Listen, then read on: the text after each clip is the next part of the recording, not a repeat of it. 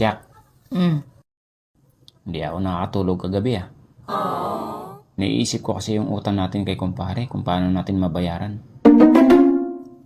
Madali lang yan.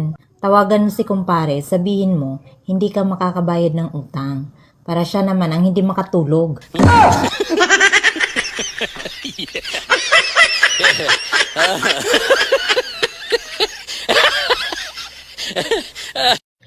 Real talk, ang babaeng masarap magmahal, may nunal sa... Ano? Subukan mo lang magsalita ng di maganda. Basagin ko mukha mo.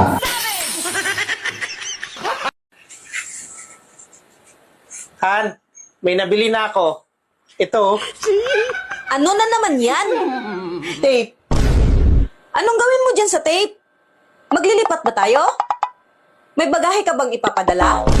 Hindi tayo maglilipat. Tsaka wala akong bagaheng ipapadala. Eh, saan mo gagamitin yung tape? Gagamitin ko ito sa bunganga mo. Chismosa ka kasi.